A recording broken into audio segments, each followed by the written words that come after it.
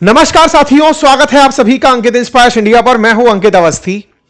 आज का यह सेशन बड़ा ही विचित्र होने जा रहा है। सेशन की हेडलाइन ही कुछ इस तरह से लिखी गई है कि पगला गए हैं ट्रंप। अब ये हम कहने वाले होते कौन हैं? हम नहीं, हम आपके सामने ट्रंप को प्रस्तुत कर रहे हैं। प्रस्तुत बिल्कुल एज इट इज, हूबहू, बिना किसी फिल्टर के, ना किसी बीप के। ये जैसा बोले दुनिया के सामने, हम अपनी तरफ से आपको वही सारी बातें इनके मुंह से बोलते हुए सुना देंगे।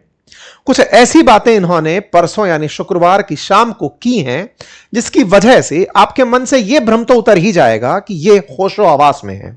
जिस तरह की बातें ये ओपन माइक पर करते चले गए, जिस तरह के आज के कंटेंट क्रिएशन में अडल्ट कैटेगरी के अंदर रखी जाने वाली सामग्री हो, जिसे ओटीटी प्लेटफॉर्म पर भी एज रेस्ट्रिक्शन के साथ रखा जाता हो, यह उसे खुलेआम दुनिया के सामने प्रस्तुत कर रहे थे।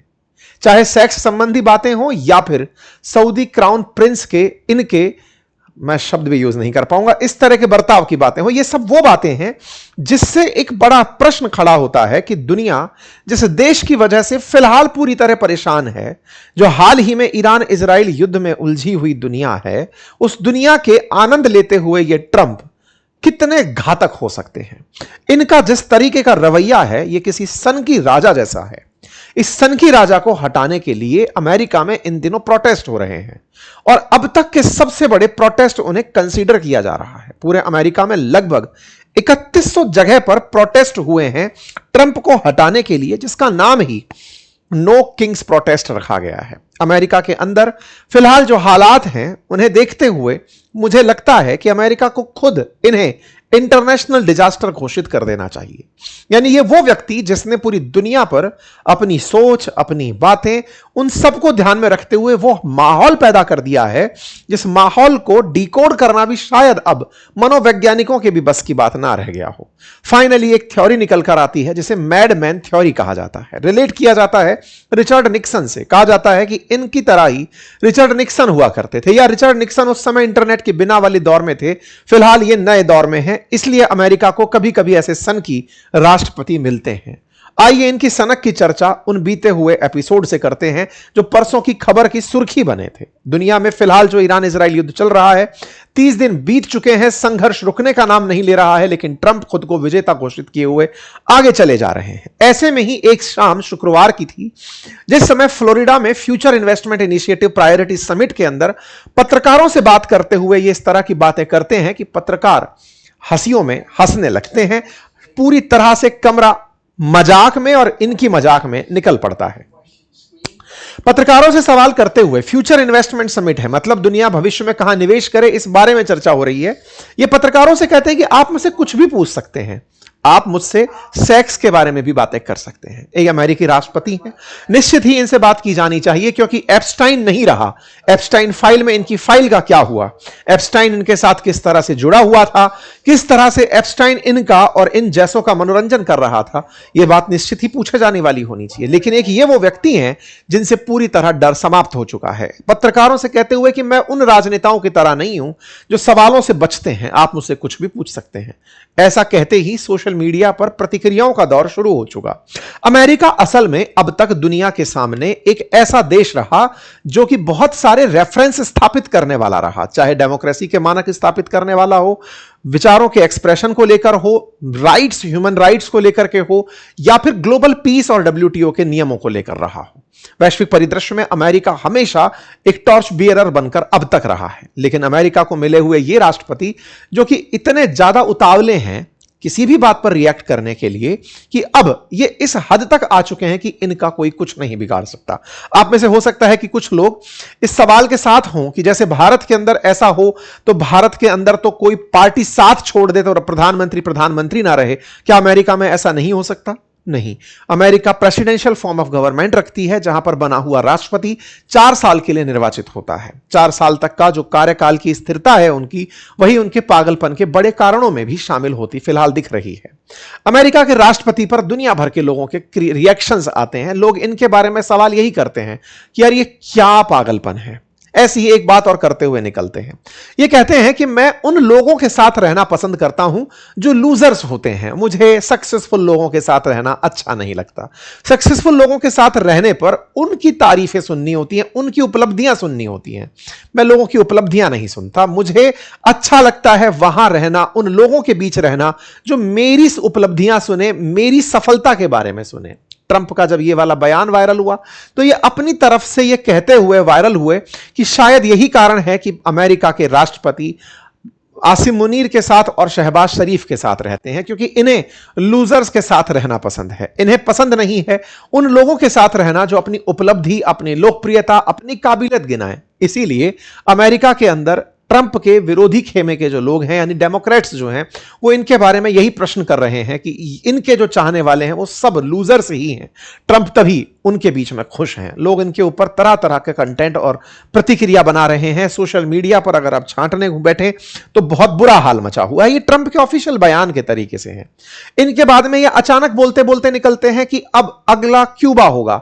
लेकिन पत्रकारों से मेरा निवेदन है, इस बात को भूल जाना, मैंने कुछ नहीं कहा ऐसे समझना। अगला क्यूबा होगा, यानी कि आपको समझ में इतना तो आ ही गया होगा कि अब ये क्यूबा के ऊपर हमला करेंगे।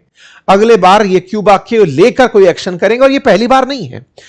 अमेरिका के राष्ट्रपति फरवरी 1, 2026, 27 फरवरी, 17 मार्च, सब बार क्यूबा के बारे में जिक्र कर चुके हैं और अब फिर से बोल चुके हैं क्यूबा नेक्स्ट। यानी वेनेजुएला के बाद ईरान और अब क्यूबा। दुनिया के अंदर पीस प्रेसिडेंट की भूमिका से निकलने वाले ट्रंप अचानक अपने तरीके का पीस दुनिया को परोस रहे हैं, और ऐसे में क्यूबा के बारे में बात बोलते बोलते लोग इनके ऊपर प्रतिक्रिया देने लगते हैं कि यार क्या हद है, no strategy, no leadership, zero restraint, total entitlement, चल क्या रहा है। अमेरिका के राष्ट्रपति की और बातें सुनिए, ये इसी मीटिंग से निकली हुई बातें हैं जो मैं आपके सामने रख रहा हूं।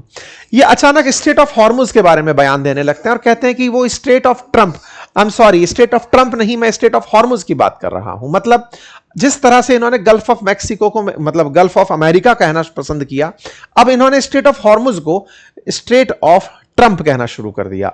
मुग्धता में पगलाए हुए ट्रंप को पागल ना कहा जाए तो क्या कहा जाए। दुनिया के अंदर जिस तरह के हालात बने हुए हैं उसे ये बिल्कुल मजाकिया तरीके से लेकर चल रहे हैं। ये स्टेट ऑफ हॉर्मुज को अब स्टेट ऑफ ट्रंप कह रहे हैं, जब दुनिया भर के अंदर न जाने कितने ही लोग ऐसे हैं जो इनके वजह से, इनकी नीतियों की वजह से, इनके द्वारा थोपे गए दुनिया को अशांति की वजह से न जाने कितने ही लोगों को पेट्रोल खरीदने में दिक्कत हो रही है, डीजल खरीदने में दिक्कत हो रही है, उनको भोजन बनाने में लोगों को दिक्कत हो रही है, न जाने कितने प्रकार की इकोनॉमी को क्राइसिस झेलने पड़ रहे हैं। लेकिन इनका है कि ये अपने मजाक में बिजी हैं। इन्हें लगता है कि ये ट्रंप को, इस पर ईरान की प्रतिक्रिया आई, उन्होंने कहा हाँ बिल्कुल सही कह रहे हैं, ये एप्स्टाइन आइलैंड की बगल में ही है। ईरान ने इनके मजे लेते हुए कहा भी कि हाँ आप सही कह रहे हैं कि आप अभी थोड़ी देर पहले तो कह रहे थे कि मुझे उसकी जरूरत नहीं है स्टेट ऑफ हॉर्मुज की, और अब आप खुद उसे स्टेट ऑफ ट्रंप कहना पसंद करते हैं। खैर जो भी है, लेकिन कुल मिलाकर इनके बयानों में जिस तरह की विसंगतियां हैं उन्हें देखकर आप किसी भी देश के जिम्मेदार राष्ट्रपति का भाव नहीं फील कर सकते। ऐसा ही एक बयान इनका निकल कर आता है कि यहां पर मैं पीस मेकर की भूमिका में, मतलब मैं I would love my legacy to be made as a great peacemaker. दुनिया मुझे याद रखे कि मैंने युद्ध रुकवाए थे, मैं 8वां युद्ध रुकवाने जा रहा हूं। मतलब खुद के ही युद्ध को रोकने को ये 8वें युद्ध में काउंट कर चुके हैं। मिलियंस लोगों की जानें मैंने बचाई हैं। मुझे याद रखा जाए आने वाले समय में कि मैंने युद्ध रुकवाए थे। लोग इनसे पूछ रहे हैं कि जो ये आप तहलका मचा रहे हो इसे कौन सा युद्ध रुकवाना कहेंगे, और क्या आप जानबूझकर दुनिया को बेवकूफ समझ रहे हैं? आप जिस तरह से दुनिया के साथ खेल रहे हैं, दुनिया जिस तरह से पीड़ित है, प्रताड़ित है, और आप उनकी मजाक बनाए जा रहे हैं, अल्टीमेटली लोगों के लिए बहुत समझने और सीखने वाला विषय बनकर आ रहे हैं आप, कि लोग आपको कैसे हैंडल करें। लोगों के विषय से ऊपर निकलता जा रहा है। Bomb Iran, attack on Venezuela, taking to take Cuba, name a bigger clown than him. Trump कुछ भी करते चले जा रहे हैं। Float renaming Hormuz, threat thousands of targets, call NATO, paper tiger, Cuba is next. लोग पूछ रहे हैं कि हो क्या गया है, ये व्यक्ति किस तरह की बातें कर रहे हैं। इसी बीच में ये कहते हैं कि मैं नोबेल पीस पुरस्कार चाहता था लेकिन मुझे नहीं दिया गया। नॉर्वे तो अब गया, कुछ नहीं है उसके पास, कोई उसकी बात नहीं मानता। मतलब नॉर्वे के ऊपर इन्होंने बयानबाजी कर दी। इसी बीच में इन्होंने अपने अलाइज का, इनके अपने साथियों का जो मजाक बनाया, उसमें सऊदी अरब के प्रिंस का। सऊदी अरब वो जिसने इनको इतना सम्मान दिया, उनके बारे में ये बोलते हैं कि वो मेरी ऐस लिख करते हैं। ये वो व्यक्ति हैं जो अमेरिका के राष्ट्रपति हैं। अपनी पहली यात्रा पर सऊदी अरब आए ये कहते हुए कि ये मेरे मित्र हैं, और उनके बारे में इस तरह के अश्लील शब्दों का इस्तेमाल करना भद्देपन की निशानी दर्शाता है। ऐसे में इन्होंने अपने जिस तरह से आज तक सहयोगियों का मजाक बनाया वो पब्लिक में है, फिर चाहे जर्मन के चांसलर हो, चाहे यूरोप को लेकर ग्रीनलैंड का मजाक हो, चाहे मतलब हर तरह का इन्होंने मजाक बनाया। आपको याद होगा जिस तरह से इन्होंने पहले इन्हें डांट कर भेज दिया था, कहा था यूक्रेन को कि तुमको लड़ने के लिए चीजें चाहिए, चाहे जापान का हो, तमाम प्रकार से। मतलब एक बार तुर्की के राष्ट्रपति अर्दगन बैठे हुए थे, कहते हैं कि इलेक्शन रिज किए जाते हैं, तो रिज से ज्यादा तो इनसे ज्यादा तो कौन जानता है। ऐसे जापान की पीएम के बारे में बोलते हैं कि सरप्राइज अटैक पर्ल हार्बर पर होते हैं, उनसे ज्यादा कौन जानता है। सब लोगों के बारे में कुछ ना कुछ इन्होंने इतने बयान खतरनाक दिए। और इसी बीच में ये सऊदी अरेबिया के किंग के बारे में कहते हुए चले गए कि future king of Saudi Arabia on stage boasting that Arab leaders must kiss his ass and obey his order, Trump openly mock. इन्होंने अपनी तरफ से जो कहा उस पर गल्फ के लोगों की प्रतिक्रिया, अब मजबूरी इन लोगों की भी है। वेस्ट एशिया के देश जो अब तक अमेरिका की छत्र छाया में पलते और पनपते आ रहे थे, दुनिया में ओआईसी के अंदर अपने आप को मजबूत दिखाते थे, ट्रंप ने उन्हें उनका आईना दिखा दिया, कहा कि तुम लोग सच में कुछ नहीं हो, अमेरिका तुम्हें पालता है। बिल्कुल यही हाल ट्रंप ने यूरोप के देशों का भी किया।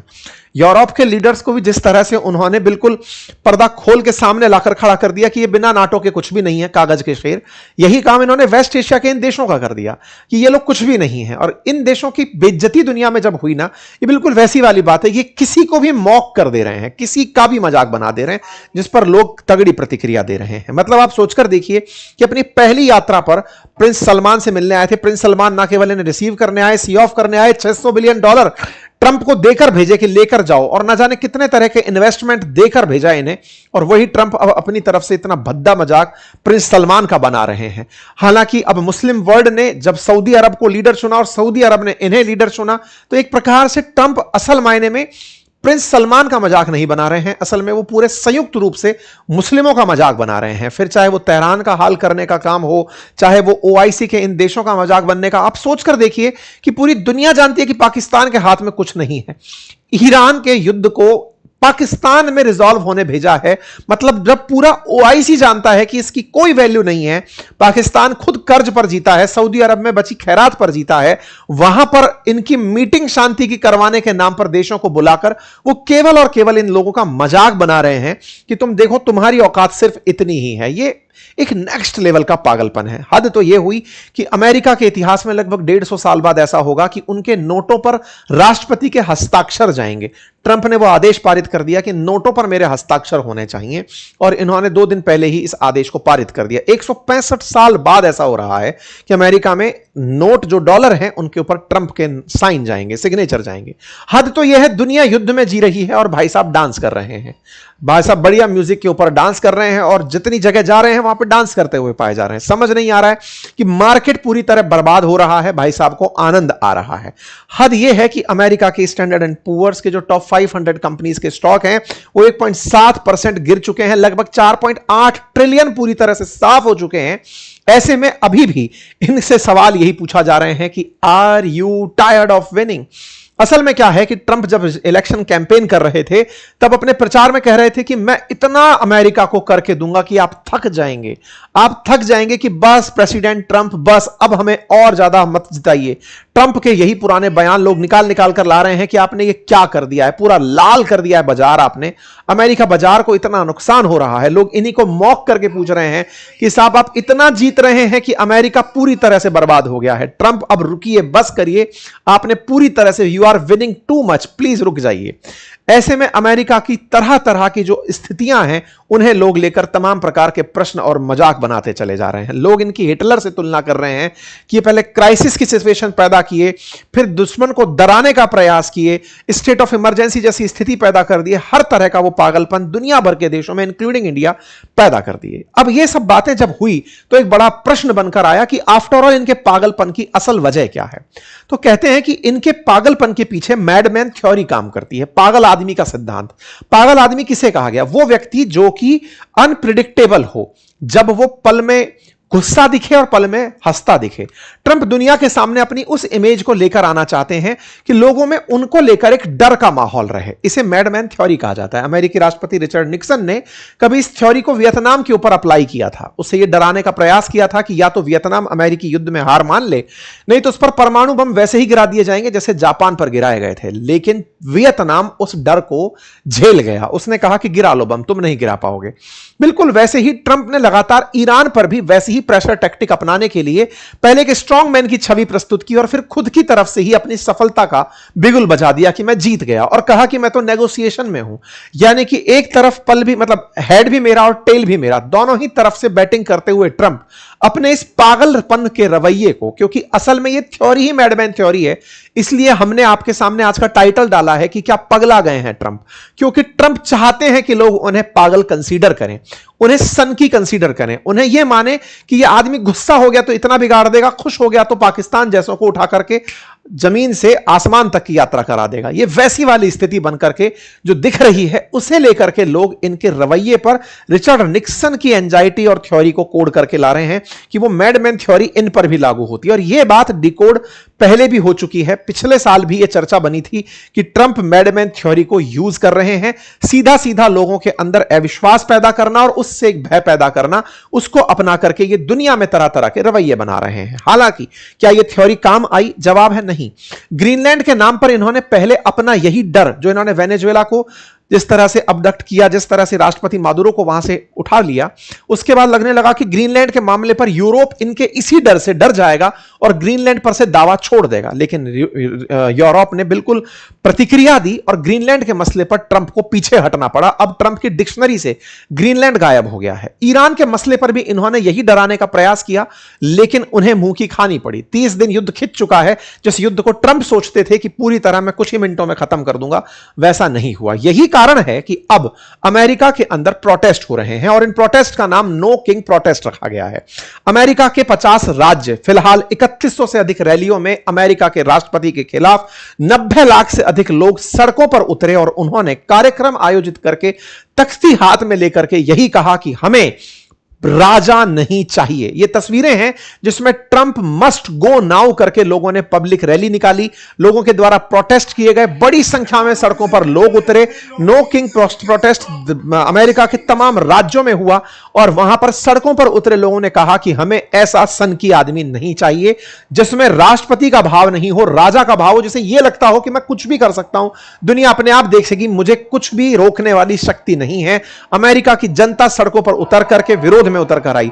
तमाम प्रकार के कॉलाज ऐसे निकल कर आए जिसकी हम सत्यता प्रमाणित नहीं करते, क्योंकि सोशल मीडिया पर इस तरह की तस्वीरें हैं कि हजारों और लाखों की संख्या में लोग सड़कों पर उतरे। और हां, कुछ तस्वीरें जो हमको पूरी प्रॉपर वेरीफाइड तरीके से मिली, जिन्हें आप देख सकते हैं कि बड़ी संख्या में लोग इनके खिलाफ प्रोटेस्ट करने उतर कर आए। ना केवल इनके खिलाफ बल्कि इनकी पूरी कैबिनेट के खिलाफ कि आप सब हटिए और आपने जो ये दुनिया पर जबरदस्ती का युद्ध थोप दिया है, टैरिफ थोप दिया है, इन सब से पीछे हटिए। क्या ट्रंप वाकई में पीछे हटेंगे या फिर बचे हुए अभी इनके 2-2.5 साल में दुनिया इनके पागलपन को और ऊंचाई तक देखेगी? आपको क्या लगता है जरूर कमेंट बॉक्स में बताइए। चैनल पर नए हैं तो चैनल को सब्सक्राइब कर लीजिए। अच्छा, अभी 2 दिन तक चूंकि हम नहीं थे, बहुत सारे कमेंट्स मैं पहले वाले सेशन में भी देख रहा था, मैंने काफी 2 दिन तक कोई सेशन आप लोगों से साझा नहीं किया था। ऐसे में जहां मैं रेगुलर अपडेट दे रहा था वो हमारी 2 जगह थी। एक था ट्विटर हैंडल, जिसका लिंक मैं अभी भी कमेंट बॉक्स में पिन कर ले रहा हूं, आप वहां पर उसे जाकर फॉलो कर लीजिए, ताकि कभी अगर हम ना भी हैं सेशन में कंटिन्यू तो आप तक खबरें एकदम रिफाइंड और सही तरीके से पहुंचती रहें। दूसरा हमारी वेबसाइट ankitinspirindia.com, अपनी पाठशाला.com, जहां पर जो भी खबरें घटित हो रही हैं हम वहां पर रेगुलर अपडेट देते रहते हैं, आप उन्हें फॉलो कर सकते हैं। थैंक यू सो मच, अपना ख्याल रखें।